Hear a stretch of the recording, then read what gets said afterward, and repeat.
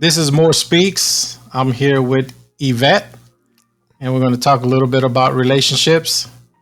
So, tell me about a time um, you were with someone and they did you wrong and they lied, and I don't know. I don't know how to say it. Not Protect. that they did you wrong. They said something that hurt your feelings, and you never thought they would do something like that. Well, basically, us as women, we look for protection in a man. Definitely. I'm gonna say that that's me. Most people look for um, how can I say, money, and stuff like that. But I look for protection, and so I'm gonna say it's been three, four, five incidents. I'm gonna say three, definitely three incidents where it was like you thought this person was your protector, would protect your emotional well-being, your mental well-being, and they turned out to be the most cutthroat person that you could ever meet. And when they say, you know, keep your enemies closer, shit, you gotta keep the one you laying in the bed even closer, because them the ones gonna hurt you more than your enemy does, because they closer to you. So basically, is the tear down that many relationships do to each other. Meaning that the man does it, the woman does it, whichever one. They want to tear down the other person, even if they don't think it's intentional. But it does. If somebody say, "Hey, this hurt my feelings. I don't like this because I've seen this pattern before and where it can go." So I, recently over the last 2 years had incidents like that where I just felt like, my self esteem was torn down. And every time I build it back up, I deal with somebody that tried to tear it down even more with something else. So it was just like, and then you try to go to people for advice and say, "Hey, am I crazy?" And you don't want to go just to get a female's perspective because I'm a female. Let me get a male's perspective that not looking at me sexually. Somebody that looking at me like a little sister or a family member. Um, but yeah, Yeah, someone is not in it for other reasons. other reason, yeah. And I found out what I've learned. Some things you don't devour, disclose to everybody. I mean, just because you're dealing with that person doesn't have to know your innermost secret unless you know, building a relationship with them or building towards something with them. Because, yeah, they use it against you. Yeah, two things I learned in my past is one, don't, like you said, don't divulge all the information. Two, don't involve your family or their family because Hmm. things that they're going to hold against you when other things happen or something like that. And I know that was a big mistake I made in the past. And I learned from that because, you know, to this day, my family member will be like, well, such and such did this. And you remember when this happened and she did this or she did that. Or, it's always best, they always say, keep your relationship problems at home. Don't Hmm. bring it out because, and then it's even worse if it's your actual partner that's causing the pain because they know more intimate, information about you, and they can use it against you to either control you or break you down and Hmm. hurt your self confidence. Because I've never been in a situation like that, but I can imagine, you know, yeah, if you're joking, it's one thing, but if that person is doing that every day and breaking you down, you can be feeling really really good one day, and you come home and they just break you down. Hey, you did this, you did that. I don't like the way you look. Your hair looks this, or this and this. Or just sly comments. Here and there. That can hurt. To them, it may seem like something very very small, but if your self confidence or your self esteem is at a certain point, then you're gonna feel worse. Yeah. It's like you got an open wound, and they're just pouring, alcohol or salt or something into the wound. It's just gonna keep digging, digging, and digging. Hmm. And that's what people don't understand. Oh, I'm just joking. Well, let me tell you something. What if I say something about you, will that feel right to you? No. And we as women and a lot of men try to spare people feelings, but the partner doesn't do, oh, I'm just joking with you. You too sensitive. Well, you said it once. Ha ha. I ain't really like it, but ha ha. Let's just get past that. You Yeah, said it twice. You said it three, four, five times. What are you trying to do now? It's becoming a pattern. It's abuse now. yeah. I mean, one time is okay. Well, it's Hmm. not really okay, but one time if they're joking, then you let it slide. But once it gets to the fifth time, then they're actually doing Hmm. it on purpose or doing it with a motive to hurt you more Yeah. Yeah. or put you down. Yes. And that's what a lot of people don't see. So when you trying to figure out you know, is because I'm like, now it's self care. If I can't put myself first and feel good about myself, because I hate when somebody say you down on yourself, whatever. I know mentally how I'm feeling right now. And if you a friend, a partner, or anything, you'll be like, let me just lift you up. You feeling this way, but let me lift you up. You can't tell me how not to feel. You can say I don't think that's right for you to feel that way, but you don't know what I'm going through emotionally. Like I tell people all the time, being through what I've been through in the last year and a half, I wake up every morning with a scream in the pit of my gut every single morning.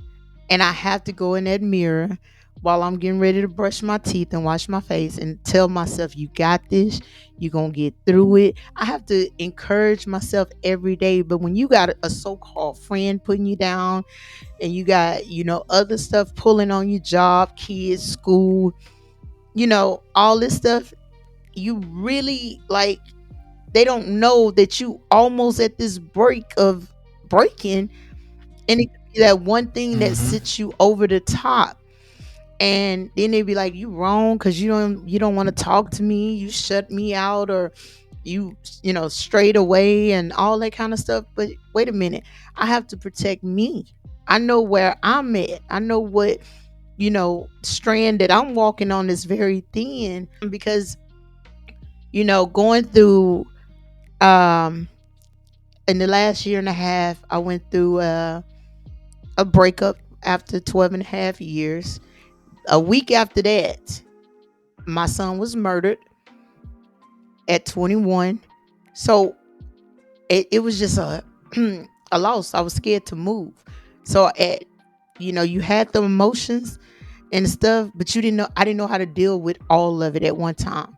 I didn't deal with the breakup of the relationship, the loss of my son, trying to deal with all that. And then here I am just sitting in the corner trying to keep it together for two younger kids and not let them see me break down. So when people start using stuff and saying stuff and then say, "Oh, your self-esteem is too low.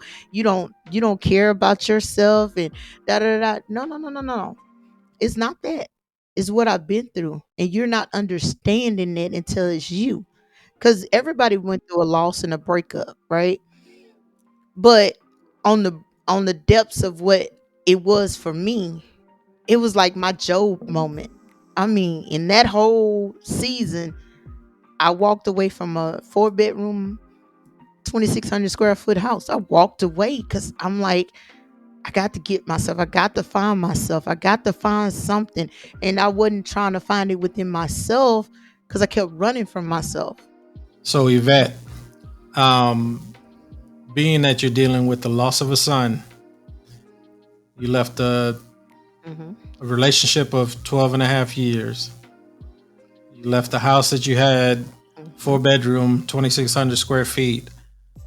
What did you do within yourself to build yourself back up to continue pushing and moving and I mean, let's not say, I don't know if your self esteem is 100% already, but what are you doing, No. mentally? Because physically, we can do a lot, but it's mental that's Yes. the issue. Because you keep stuff inside, you know, until it boils over, and then Mhm. you feel, and then like you have to have those moments, like you said, you wake up screaming, but then you go to the mirror and you talk to yourself. What else are you doing besides that to push through? Well, I did go to counseling for 6 months. After the 6 months, I, start dealing with other people outside that has their own mental breakdown, and talking to them, and thought, that does help. But then I did see within myself, I did have, some self-esteem issues that I didn't see at first. So I see that, okay, I can't do this, I don't feel confident about that.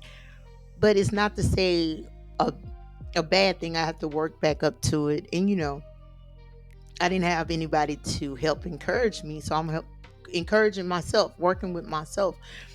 So basically, this time I ended up getting back into counseling, and I was like, okay, I don't need it every week.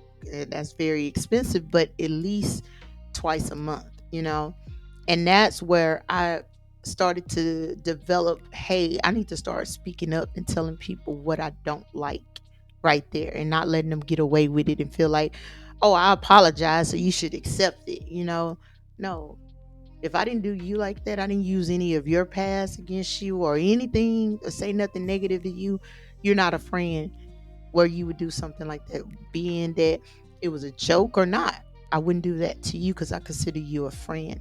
So I'm learning to keep people. I'm not going to be isolated anymore, because that's a bad thing, because you think a lot. And when you're isolated, everything and everybody is the enemy. So I learned not to be isolated, but I learned to start shutting doors and shutting people out. And if that person is meant to be in my life as a friend or whatever, then the door would open up for them. But right now, I'm not going to let you get me, to the point where I'm so down that I lose everything. Then I know God has more in store for me. I just went through my Job season. It's coming around.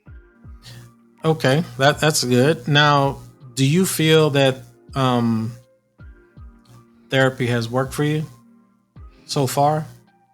The first therapist, no. No, she didn't. Basically, I don't want nobody. If I'm paying you, I need you to listen, because you're about to, you biased. You're not a family member, nothing. But this therapist, I mean, she's awesome. She listens. She gives me, hey, this is what I need you to do. I want you to do this homework for yourself. This is what I want you to do. Figure out what you want, you know, and it does help me. Now, do I have my breakdown moments? I do. I definitely did have one earlier this week, because I was like, man, I want to be this person friend still. This person hurt me just like somebody else hurt me. And do I just leave them alone?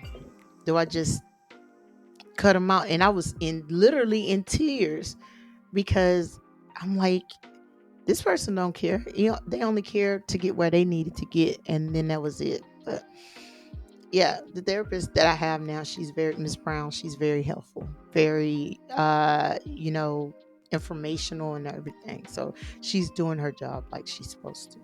Yeah, during my I guess during the time that I had a rough patch with my other significant other at my past relationship, let's put it that way. um I think the counseling originally was, it was okay because it was a Mm-hmm. male and a female, Mm-hmm. and there was like two perspectives at that time. And then when it switched off just to the lady, I don't know how it switched off. I don't know if he was just learning or what. When it switched Mm-hmm. off just to the lady, it seemed like she was biased. She was more on her side. And at that time the kids wasn't coming to some of the sessions, but I think with time, it just got worse. So like after the third one, I was like, I think I'm done. We never look for any others, but I think we had an on and off relationship. So I figured at that point it was just time to just say la vie. You go your way, you go my way. That Hmm. time, but Yeah. it was still back and forth. But I, I don't know. I guess I really never had a good counselor like I said, the male that was there. He kind of saw both sides, and he was saying the good points, about the relationship, on my side, on her side. But Hmm. when it was just, her, I feel like it was more like, you know, like she was karate chopping me more than anything, chopping me down. But Yeah. I feel that that's good. I mean, if you found someone, I've always said, if I needed counseling at one point, I was going to find it again. But like you did, you found someone that works for you. You know, Hmm. that's the way it should be. You're paying them, to Hmm. help you and to listen. And if they talk too much, then there's something going on. They should be listening, letting you spill your guts out, so you can get all the trapped up emotions out. And that is true. That's what I found out. Like this one here telling me, the first one was telling me what kind of car she drive and her situation, and she compared her situation with my situation, and I'm like, and then within, I only got 20 minutes in an hour session. The rest of it, she was talking, and I'm like, whoa. And I left out of there feeling worse than I did when I went in there. I left worse than I was when I came. But I like where Miss Brown, she lets you shed a tear. I mean, get it out. Then she'll come back and, okay, let's go. And it was just like, she lets you kind of evaluate yourself, not she's evaluating you. Okay, do you think you this type of person? Because somebody said it don't mean it's true. Um, but yeah, it's been so helpful because I'm the type of passive person at times, and I'll tell a person, hey, like Tupac said, we tell you, we sing it. Now we, acting ass because you didn't listen. Now you got this ape coming out of me. That's now I'm crazy, but I tried to tell you, and that's what I get from a lot of people. So I feel like if I have to continuously tell you some stuff that I wouldn't do to you, then your attentions towards me was really harmful in the first place. They wasn't genuine at all. So I'm learning that. Yeah, so I can tell you that not just in a relationship point of view, these podcasts are pretty much going to be like therapy sessions. Because Hmm. I mean, I've talked to many people and I've interviewed people, and when they talk to me, they basically state that they feel better, just doing a podcast and letting it all out. Even if it's not about, like I said, not about relationships, it's about other things. They Yeah. just feel better, doing a podcast and talking about it. So I feel, with the coming, podcast that we do, you'll feel better, and we can have other folks join and also Yes. talk about it as well, their point of view. My point of view, I didn't deal with as much as what you dealt with, but I can bring my perspective because I've been through a past relationship. This is my second long standing relationship in what, 20 years or something. So Mhm. it's, I've been with my fiance now going on 10 years, and Okay. everyone has problems, but Hmm. it's just how you deal with the problem, how you deal with the person, and how you Hmm. handle the problem. Because I can tell you with my current relationship, I mean, small issue is a small issue. We don't make it Yeah. into a big issue. In my past relationship, small issue would just build up, and we wouldn't like argue, but it was just like if I did something, she would bring it back up. and it just, it was just constantly, the same thing over and over. And I feel like you kind of mentioned it with yours, there would, your significant other had, constantly said the same thing over and over, kind of knock you down. So I understand that, especially like if you feel like, if I'm telling the truth and someone's saying you're lying, you're lying, you're lying, Hmm. that breaks you down to a certain point, because now you feel like no matter what you say, they're going to think it's a lie. Yes. Even if you're telling the truth, it can be something very minute, and you're telling the truth, and they're like, nah, you're lying. I don't believe you. You're always lying, something like that. Yeah. And it was just that I notice now that people have they own insecurity. Men have they are more insecure about themselves than us women. I never know that because they good at hiding it, due to the fact of the macho ness and whatever. But I figured that out like when I went through that. He tore me down because when I graduated from school, he didn't even show up to my graduation. A 2-year degree that took me 4 years to get. He didn't even show up to the graduation. No He couldn't matter even how say long it took, congratulations. thank you, thank you.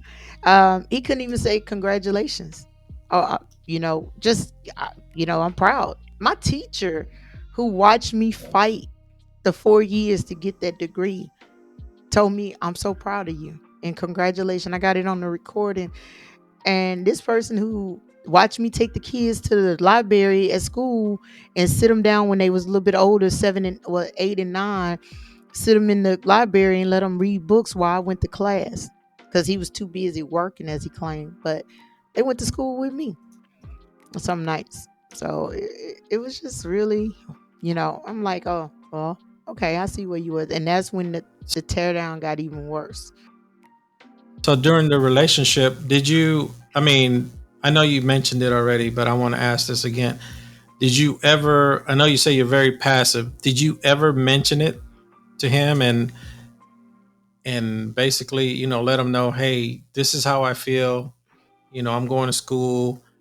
I would feel that, you would take this opportunity to watch the kids while I continue to progress my career and finish school. Did you let him know that? Did you let him know about the, him tearing you down and talking bad about you, or, whatever he was, because you haven't mentioned what he said. Well, So we'll I don't just mind mentioning leave it what he at that. said. It was like, "Oh, you broke. You don't make. You don't have money." Because our son had a heart condition, and I stayed home 2 years to make sure he was good, so he's perfectly healthy. And then I went back to the workforce.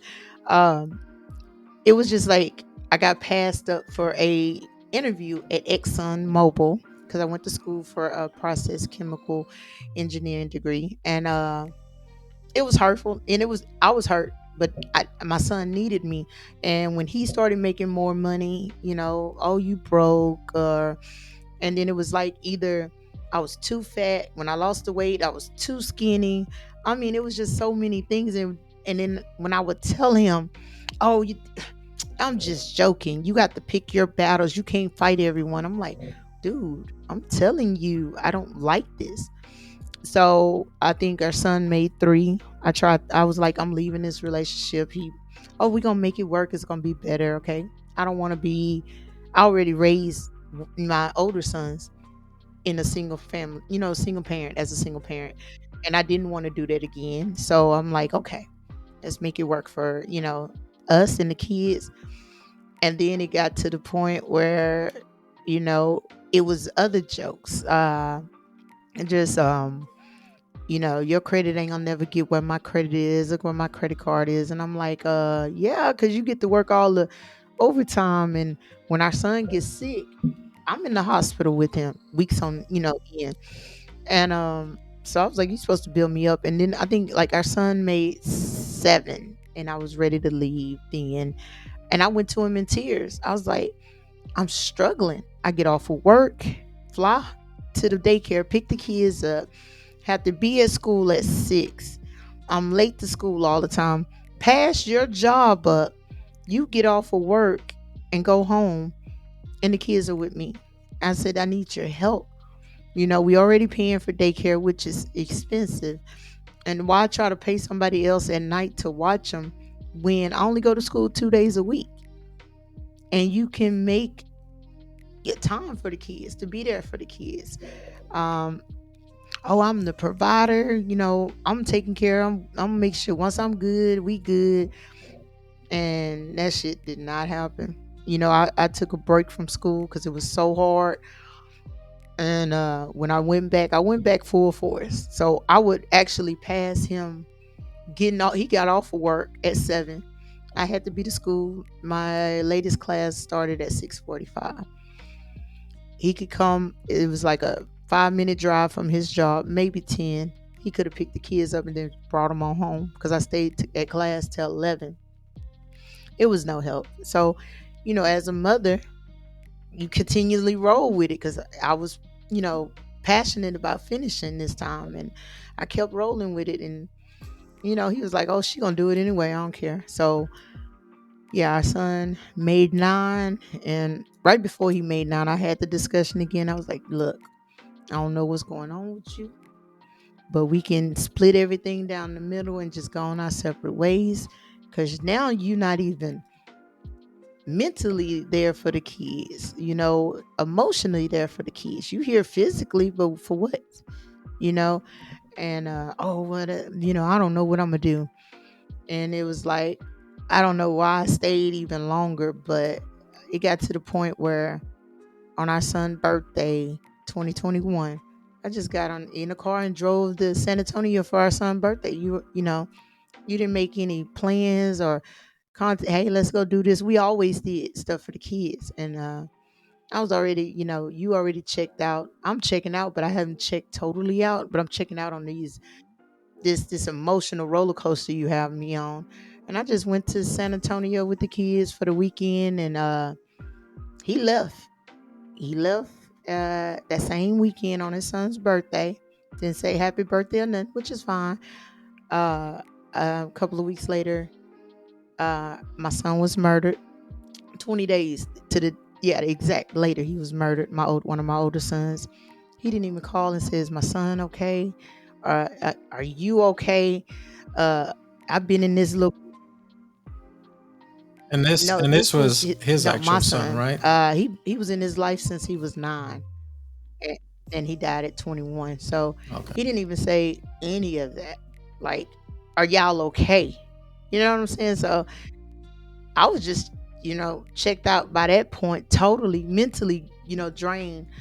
Uh, but I didn't heal myself because I was too busy trying to breathe, trying to, learn how to drive because I couldn't even drive. Everything just left. When people say you go through these different emotions, I had so many different emotions where I couldn't get up off the couch for the first 5 days because I was like, "God, I'm scared to breathe because if I breathe, some other chaos finna happen, you know."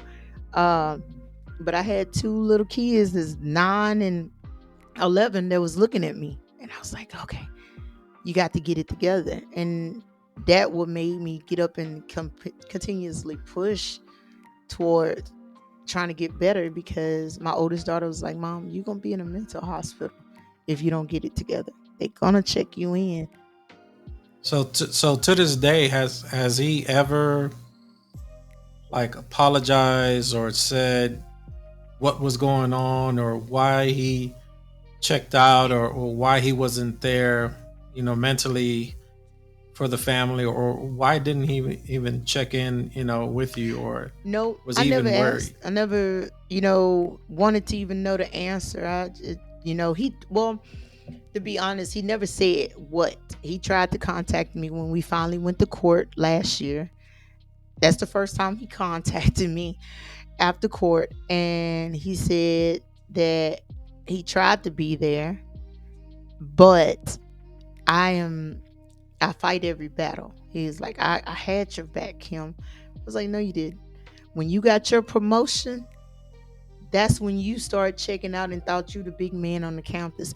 So it was we both came from the little small town, and our parents wasn't like these other parents that had these city jobs. You know, they was kind of farmers or whatever, grew up on a farm or whatever. Um, but Yeah, he started making more money. He thought he was the world. So when you make more money, you get more stuff. You get more stuff, you go what? Get women. You feel like you can do what the little ballers do. And I already knew that part, so it didn't bother me. I just didn't want to be involved with it. You messing with somebody else, don't bring it home to me. You sleep in a separate room, I sleep in a separate room. But he can't never admit. He tried to deflect it and put it on me. But It sucks that mhm, he couldn't at least apologize for not being there in the moments that you really needed him. And then, I mean, I haven't been through that. I've never had a loss that close, except when my grandmother passed away. And I mean, that's mhm, probably the only time I really shed any tears or felt a certain way because she was always there. But um, I can't, I can't fathom the, just losing a son, 21, mhm. and my significant other that's been with me so many years, you know, can't bring it, in himself to say, I'm sorry, and or go celebrate the birthday. You know, you driving out of town, Yeah. nothing's planned. I mean, I'll honestly say I'm not a planner, but I know for my kid's birthday, at Mhm. least I'm doing something. It's there's a cake, there's a let me take you out. Let's have a birthday dinner or something. I don't go all out now. My fiance, yeah, she plans everything. She's the planner. Now I just do. We're going to go on vacation or Yeah. whatever.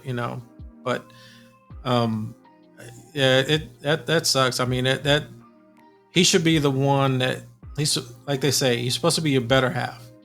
What you lack in, Mhm. he's supposed to back you up. What he lacks in, you know, you're supposed to back him up.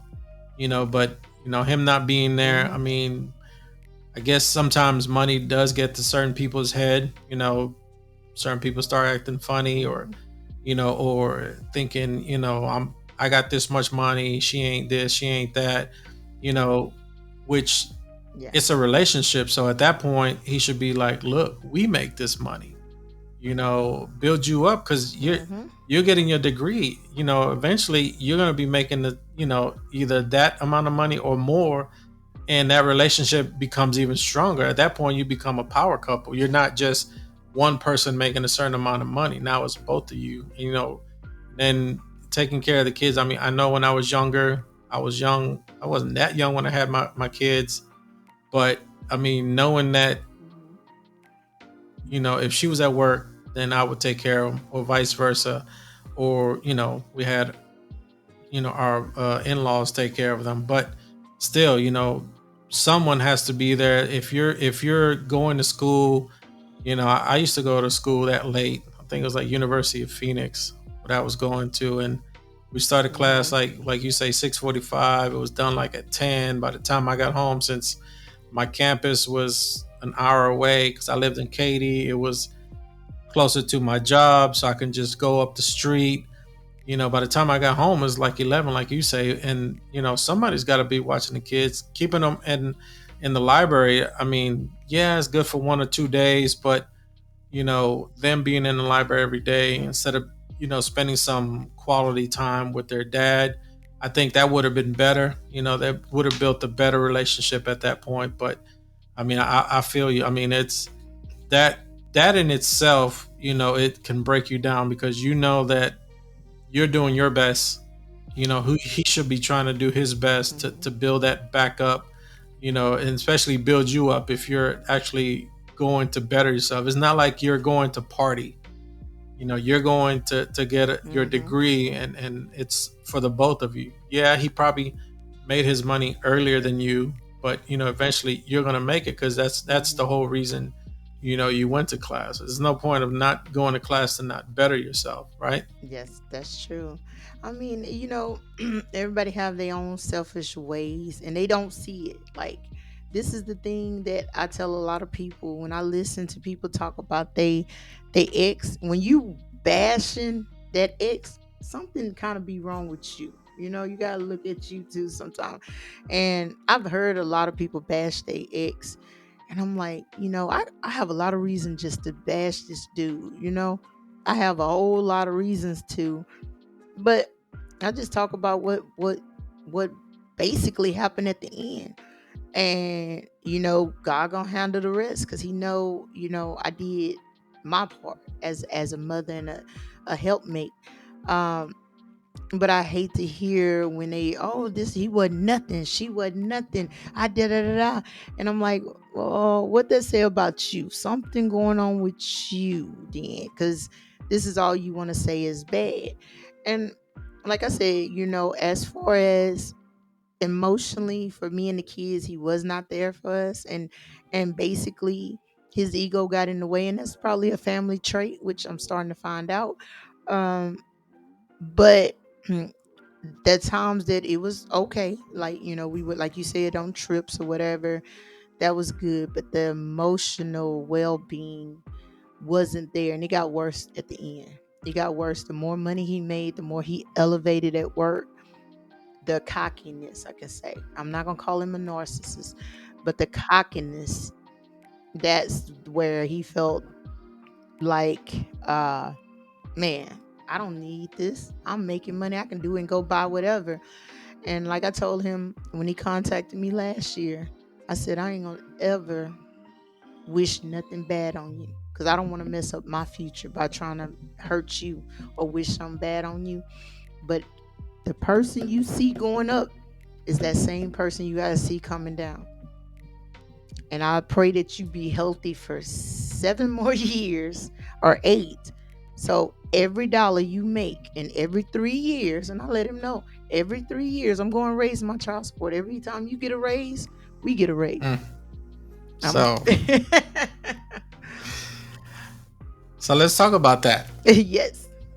So I mean, I don't think I've ever bashed my ex. I don't think bashing your ex is when you tell the truth Yeah. of what really happened. Hmm. Because you're not bashing, you're not like lying, or you're not, like, to be honest, I may have spoken to my kids and mentioned certain things, to kind of um, bring them into this family that I have now, Hmm. you know, because I'm not gonna say I have a lot, but you know, I can offer a lot. Like I said, in this relationship that I'm in now, I've never been, like I think I said it earlier. I've never been the person that plans things. If we're gonna go out or anything like that. This relationship, my fiance is. But in my previous relationship, I wasn't a planner. She wasn't a planner. Mm. So it's like we never really did anything. We never. I mean, if we San Antonio or Austin or something like that with the kids, it was more go home, sit down, watch TV with the kids. We never did like nothing fun. Mm. Where I think with this relationship, I try to bring my boys into that realm, but it didn't work Hmm. because at home, and this is one thing I would stress to mothers: don't brainwash your kids. Yeah. Yes. And when I say that, I mean, yeah, if you tell your kids everything, just let them know what happened. Let them know what really happened and how things fell apart, but make sure you're saying both sides.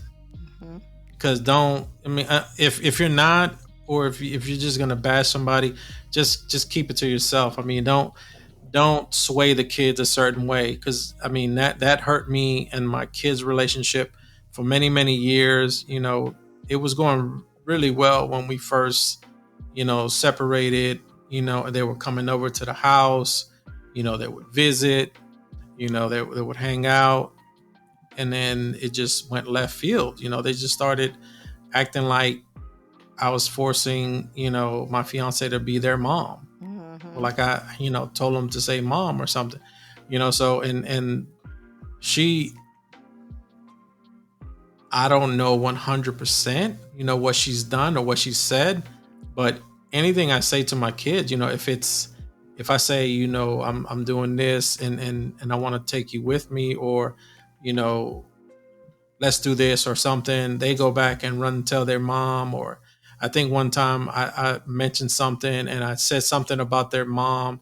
Oh yeah, because your mom don't do this or something. I wasn't bashing her or anything. Well, they went back and said, oh, dad was at home, and he said this, and he, he was drinking. I'm at home. Mm-hmm. I made a drink for my fiance, and this is a perfect example that I'm like, okay, why are you bashing me for something? I made her a drink. She got home from work. I made her a drink, took it upstairs. I came back down, was hanging out with the boys. And then, like, that day or the next day, she called me crying. Oh, they're saying that you were drinking when you were around them. I'm like, what are you talking about? I mean, she would only know that if, they would tell her, and I know she probably was like, she probably told them, I need to know everything, or he's not supposed to do this or that, or Mm-hmm. I mean, I get it, but you got to set the example. They one time, I met them somewhere, and she was there, and they were like, Dad, just stay with us or whatever, just hang out. And I was fine. I was like, fine. That time I wasn't dating anybody. I think I was by myself or something, and she was having a margarita. I Mm-hmm. mean, I could have said something then, but I didn't. Mm-hmm. So I felt like, it needs to go both ways. If I'm telling my kids something, like, I don't bash her. I'm not gonna say, oh, your mom this, your mom is broke, or your mom this, or anything like that. Things like that. It'll hurt the child more than it'll help them. So, like, my oldest right now, he's still kind of separated. He talks to me here and there, but he's not the same as he was when he was younger. My youngest, oh, he's great. He's a little bit closer, but because of the oldest, he tends to like stay away. Like, Yeah. he'll be like, oh, I feel like I don't want to leave Junior out. I want him to have fun too. So I'm just not gonna come. Yeah. He's like, I'll just stay at home, or my mom's sick. They'll start with this because my mom is sick, and he wants to stay home, so I'm gonna stay home too. Which, I mean, I get it. If your mom is sick or something, you know, but both of y'all don't need to stay. Mm-hmm. If you want to hang out with me, but I mean, I feel like I don't want to say mothers because I don't want to make it a general topic, but I think with time, sometimes moms tend to say too much to the kids, wanting them to be know more or know enough. Mm-hmm. And I think sometimes that hurts the relationship. It should be open. Like, the father should be able to you know have free will, or you know take his son out, take his daughter out, without thinking they're gonna do this or do that, or their mom told them this or something. I'm This is just like a general perspective, because I dealt with it for many many years, and it's to the point where now they're coming around. But I know you, with young kids, I know you're gonna do better than that. But I just think, like you said, you don't bash them, so that's a good thing.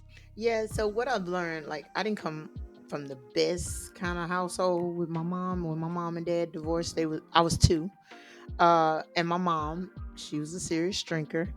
Uh so she bashed my dad for 37 years. 37 years. And it did make me feel some kind of way about my dad when he started a new family. I think I was like 2021. um I felt some kind of way. I felt isolated and all that kind of stuff, but it was just based on what my mom said. I think right before my 38th birthday, and I was going through the stuff with in my relationship, the past relationship with the dude. And I don't tell my mom nothing, but she felt the tension in the household when she came, because she spent the night a couple of nights with me. And she sat in Walmart parking lot. We pulled up at Walmart, never forget, I-10 and the Beltway. And we pulled up at Walmart parking lot. And before I can, cut the car off good, and she looked over. I don't know if it was conscious or what it was. And she said, that dude gonna learn. He gonna lose a good thing. with the things he's doing because I did the same thing. And I looked at her like, what? She's like, yeah, your dad was faithful. I cheated. And I was like, where is this going? Is she telling me her last, this gonna be her last breath that she said? And I didn't know what to say. So I think a couple of days later, I called my dad. I said, Dad, you never said anything. He never said anything about my mom or anything. He's just like, she needed to keep a tight rein on you. But nothing about their relationship. And I asked him, I said, Dad, why you never said nothing? Why didn't you defend yourself? He said, what to defend myself of? That's her opinion of what she felt or what she felt that it was true in her eyes. I didn't have to defend myself. It was no point. You fighting.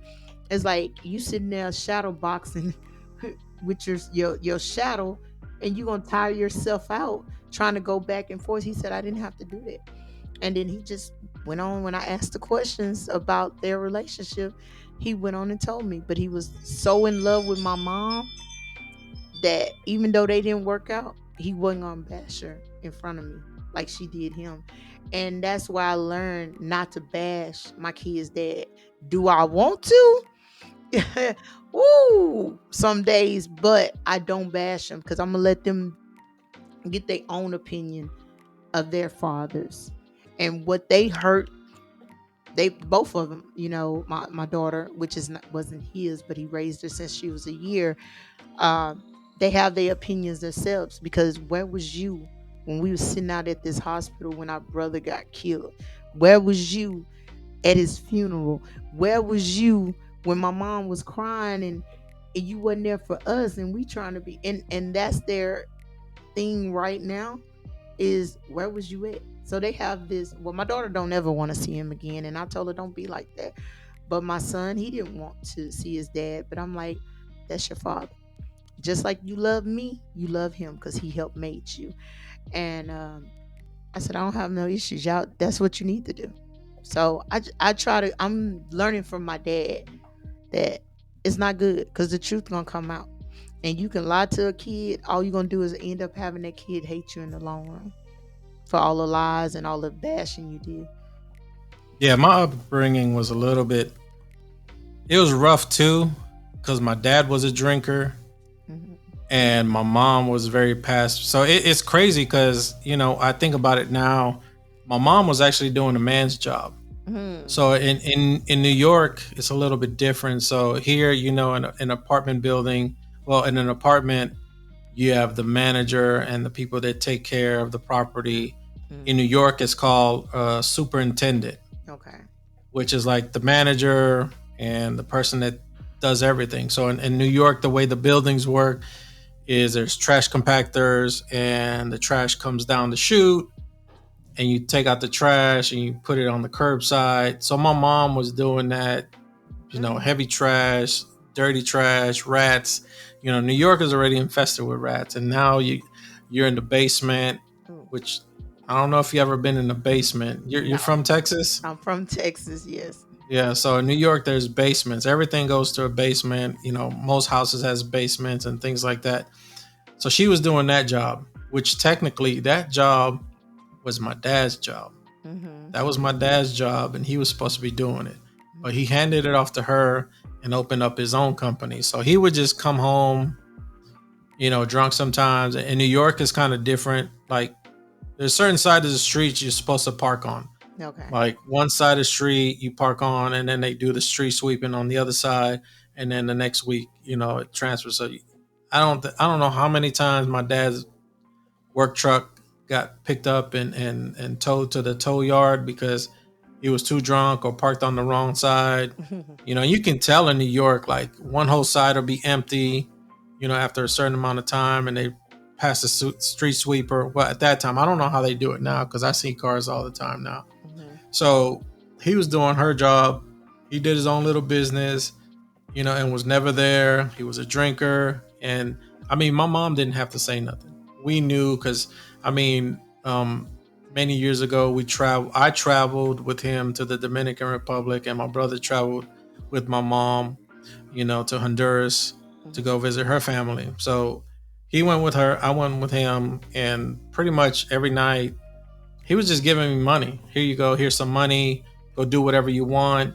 And he go, mess around with whatever woman he was with, Mhm. or and then I think one day my mom just got fed up with it, and he came home drunk. And anytime he came home drunk, like, to not agitate it, and I think many kids have done this before, Mhm. she would tell us to act like we were asleep, Oh yeah. because he would come in the room and start, talking, and Mhm. wake us up or something. Hey, I bought you something. Mhm. What drunk dads do. Yeah. So we just basically just acted like we were asleep or whatever. We would hear them argue, and things like that, and then everybody went to sleep. Mhm. So one night she got fed up. He came home drunk. He put her hands on her, and she we pretty much had to call the cops to get her off of him. Mhm. Yeah. And like within a month, like, he did his normal. He went to Dominican Republic for like 3 months. Mhm. During that time, we built out and came to Houston. Wow. And never during any of that time, she's always said, he never wanted to, he never reached out to us. And when he did, it was like he'll send like a couple of dollars, for school clothes, but he never came down, never visited us, never talked to us. He would just talk to her, trying to reconcile and things like that. And to this day, I'll be honest, like, difference between, people say, oh, you're just like your dad or whatever, whatever, you know, even though me and the mother, the kids are not together, I still talk to my kids. I don't need to talk to her. I Mhm. can talk to them. Yeah. That's it. With him, not a call, nothing for many, many years. And then from time to time now, he'll try to reach out to me or something, or he'll ask my godmother in New York, before she passed away, he would like reach out to her, and because she always had our number, and or when we sent her pictures, she would like try to share it with him and things like that. But like, never. I mean, even to this day, even when I got married, he came down here. I tried to get him to, move down here and build a company with me and my brother, and he said yes. How people are when they were in your face. They say yeah, yeah, yeah, and then he left, and that's it. Never again. Never even spoke to him again. Wow. Yeah, Ugh. Yeah. totally different, but the same. But like I said, in all those years, she never bashed him. She always tried to cover up from, oh yeah, he works a lot and this and this and that, or Mhm. and I that's why I always felt like I don't think I need to bash her. Mhm. What I've said in the past to my family, it's come back. So that's why I said sometimes, keeping your problems to yourself is probably the best. If they don't know how to cook, just teach them, or just don't tell your family, oh, she really don't cook because she don't know, or something like that. Yeah. Because then, yeah, even if she cooks or cooks what she knows how to cook, they're gonna use that against you. Oh yeah, she don't know how to cook, or they're always gonna bring it up. She never used to cook this like this before, right? Mhm. It's I don't like the comparisons. It. Yeah. That's the one thing my family actually sees that these the father don't have any actual dealings. I guess he trying to make his new relationship work, so you ignore the kid. Um which is crazy. And I don't talk to my family about anything. I don't say anything because, like I tell my kids, mommy here, mama loves you. And I told them, okay, this is the child support we're going to get, so this, doesn't make up for your dad being in your life, but whatever you need, we got it, you know.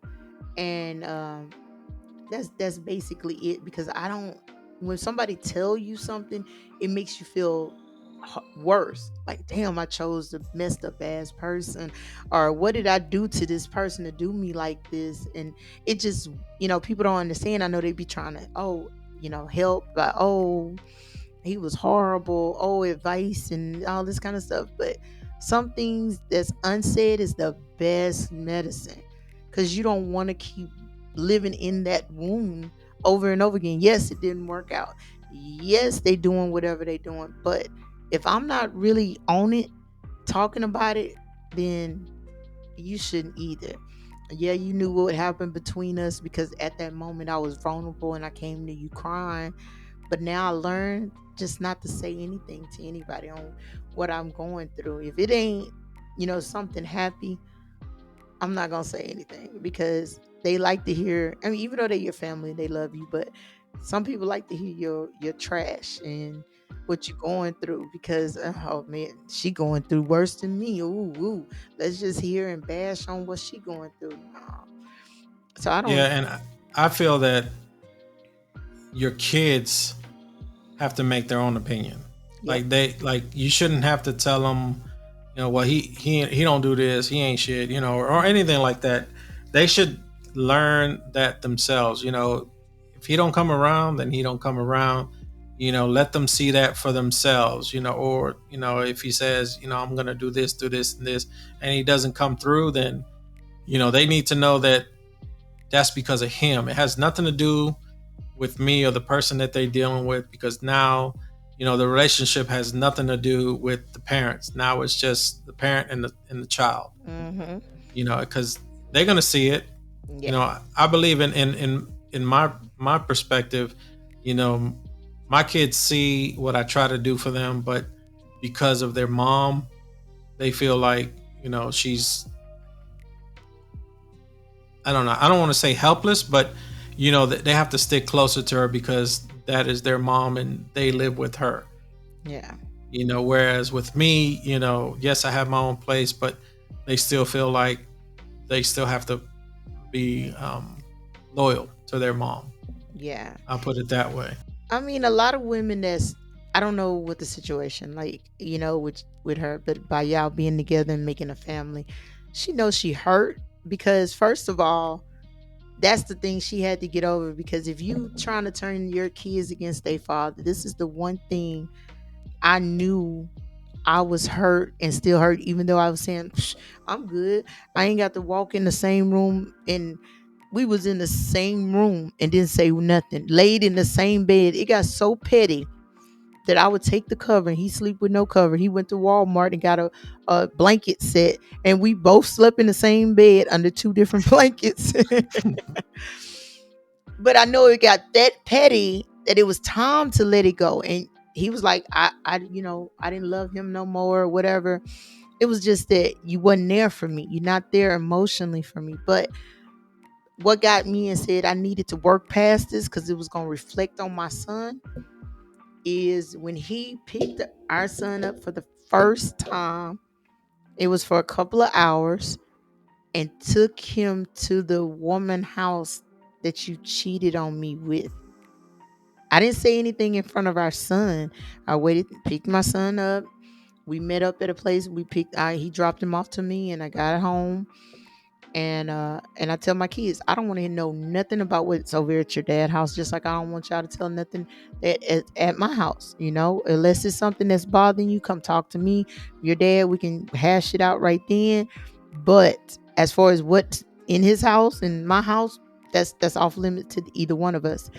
And so my son came home and said, "Did you have a good time?" He said, "Yeah, we went and got shoes, and daddy girlfriend, she must know shoes because daddy don't know shoes like that." I was like, "Oh, that's nice." So my thing of it was I waited till our son went to sleep, and this is how I knew I was hurt because I called him and I was like, "Dude, you gonna take my baby to the house to the female you left us for?" And think he gonna be okay with that? He gonna remember, wait a minute, you moved out the house and all of a sudden you with this woman. This is the woman that you left for. That's cool. That's not cool. You need to work up to that. So it wasn't my son that was really hurt, but I was thinking he was hurt, but I was using my own emotions too. Because I feel like that's my baby. How you bringing my baby around some snitch, some snake, some whatever they want to call them these days? I I felt and it was really me. I had to check myself and was like, dude, are you still got feelings for this person if that bothers you? Long as your child wasn't in harm's way and she wasn't hurting him or had drug dealers around him and the cartels waiting outside, he good.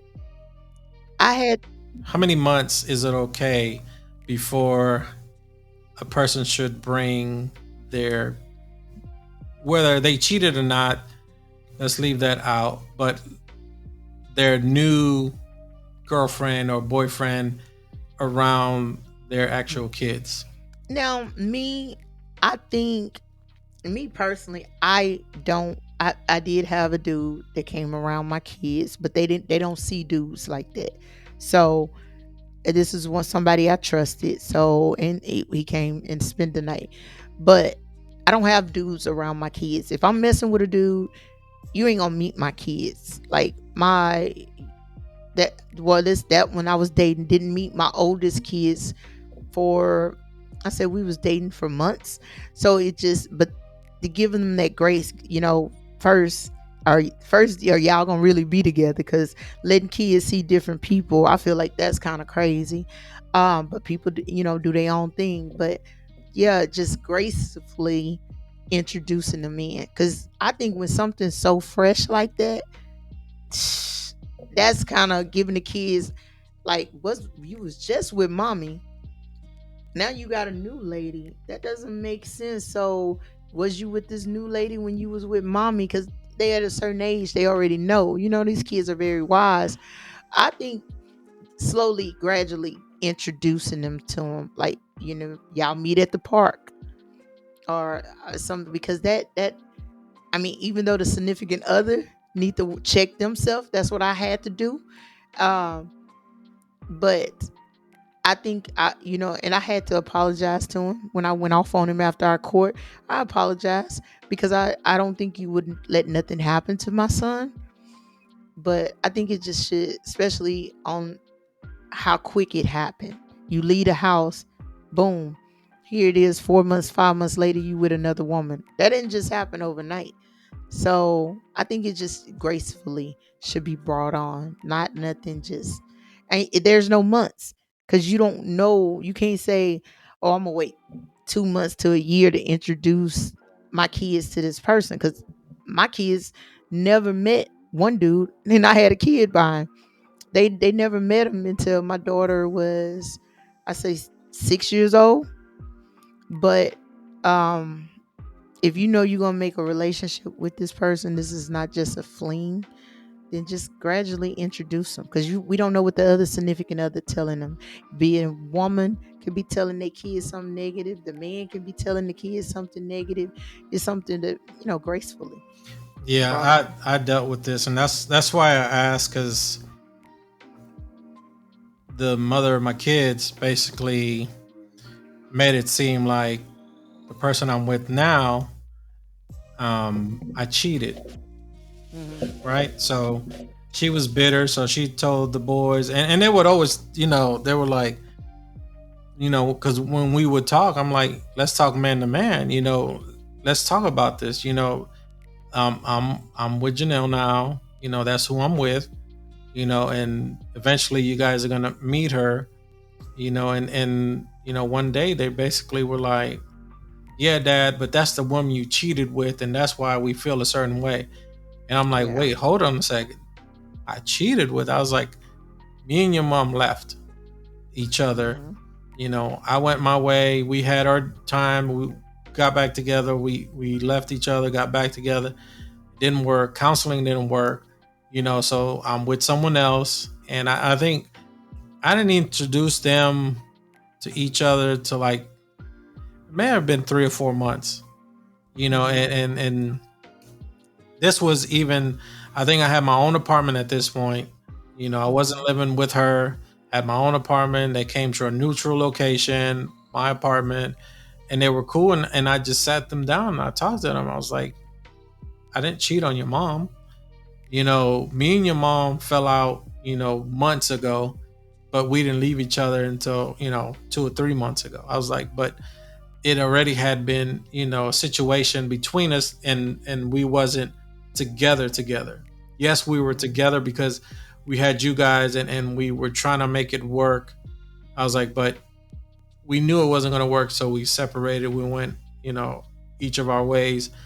But the first thing I heard, like that night, like she called me like screaming and crying, like like I don't want to say like a bitter woman, but to this day I know she's bitter because the way she Mhm. acts and what she's done, her actions, have shown me that, and they were like she was, crying, and then I can hear my son come into the room where she was at, and he's like, "Dad, you're making mom cry because she's crying because you're brought us around to that woman that you cheated with." And I'm like, "No," I was like, and she put all that in her head, and to this day, I well, they haven't mentioned it lately, but I know there was I had got my apartment by myself, and I was living there for like a year, and I was like, man, I'm spending too much money because I was trying to be closer to work, Mhm. and I wanted my own place. And,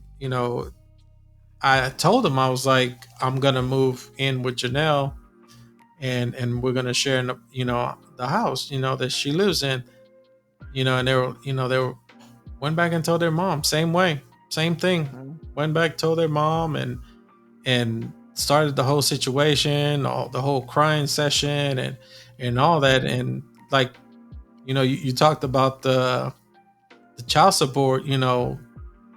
She's gotten, every 3 years she calls and asks for it. And this last time it was weird because they were asking, about physical stuff, like did we ever fight or anything. And I thought it was just like a checkup, Mhm. the way these folks called me.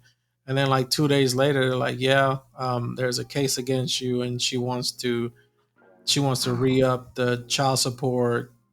I'm like, okay, whatever, do whatever you have to. But I never understood why all the questions. I don't know if it's something new. This was like 2 years ago or something, I think. And she did that. And I'm like, whatever. I was like, it doesn't matter. Just re-up it. I'm the one that told you to put it on because, I was paying her with checks. And Mhm. that's one thing I have to say it. I'm an advocate, for the whole, child support stuff. I feel like men should have some kind of voice.